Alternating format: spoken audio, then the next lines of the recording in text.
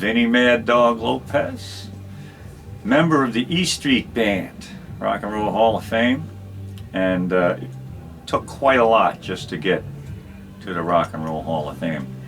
It took a lot just to get to E Street, you know. I started out in a drum and bugle corps, actually, playing a bugle. And there were drummers in the band, and I would go to their house. They had drum sets set up, and I never really played the drums.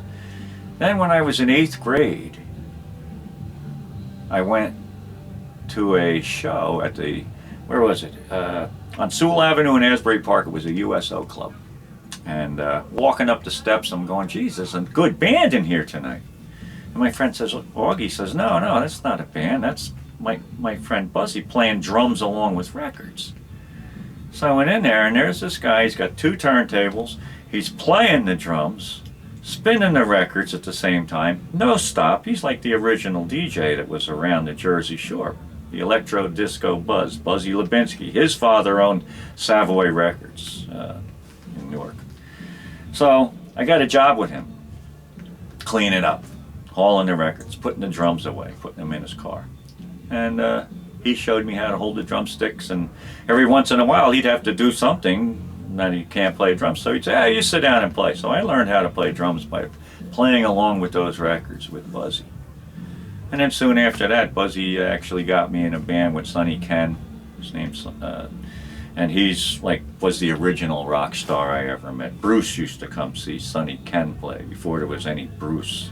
Sonny Ken and I still play gigs. And, you know, it just goes on, and ever since then, I've never, ever stopped.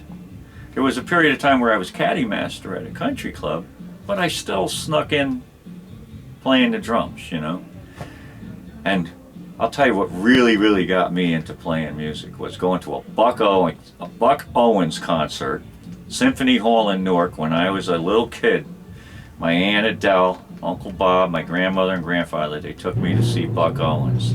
Now, we're sitting there, Buck's just ready to take the stage, and Jimmy Dean walks down the aisle. Now my aunt, she's about this big, Jimmy Dean was about that big. So, she gets out of her chair and tackles Jimmy Dean. He picks her up, gives her a big kiss, puts her back in her chair, they get up there. And something that really, really impressed me, because I do it to this day. When Buck Owens got done his show, sold out house, he sat in that stage, in the front of the stage, and signed every autograph for every person that wanted to come and talk to him. So, when I can, it shows, that's what I do. Because I remember Buck doing it. And it was good enough for him. It's way good enough for me. Well, we started, you know, in '68, I actually met Bruce, and Danny and I met Bruce, I should say. Danny Federici and I met Bruce. And we made a band called Steel Mill. And Bruce started writing these songs, and we just started doing them. We started playing shows. Tinker, Carl West, he got us gigs in Richmond, Nashville. We went out to California's Steel Mill in 1969. In the early 70s, we were still Steel Mill. We changed bass players. We got Van Zant in the band. He started playing bass with Steel Mill. And then that kind of withered away. And Bruce went off on his own again. And that's when he signed with Mike Appel and Jimmy Creticus and got the deal from Columbia Records.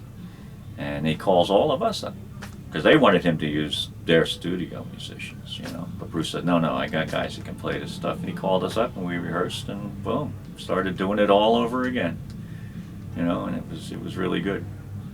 Still, the band name, because we never really had a name for the band.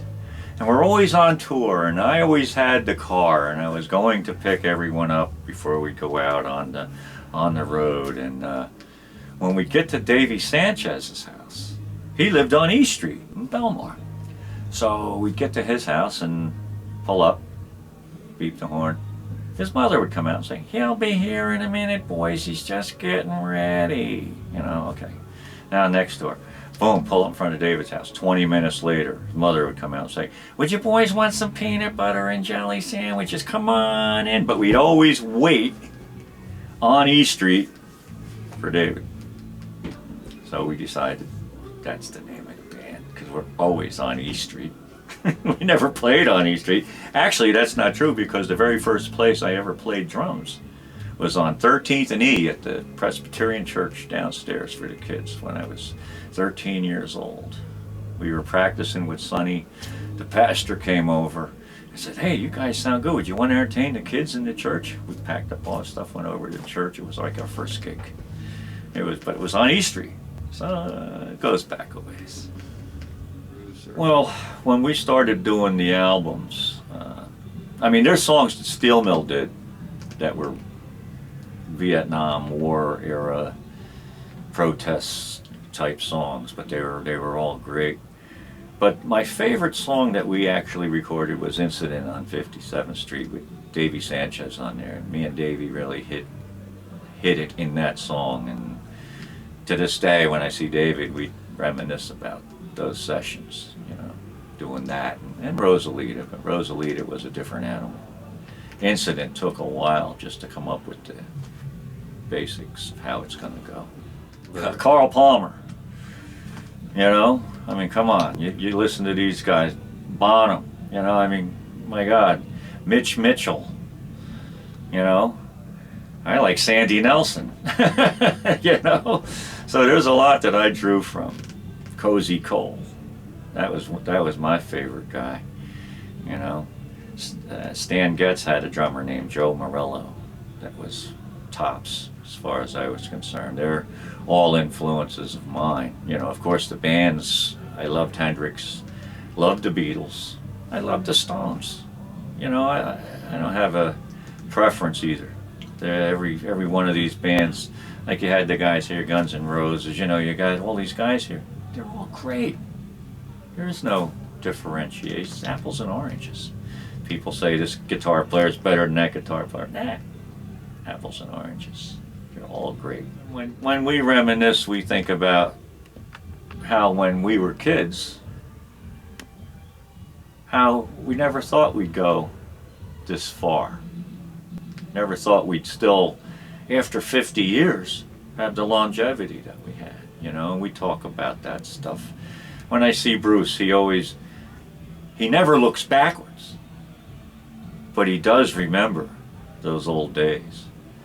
And he keeps telling me that one of these days we're going to go back to the old days. So I'm looking forward to those days, you know, to new days with Bruce. Because we could make some good music again together.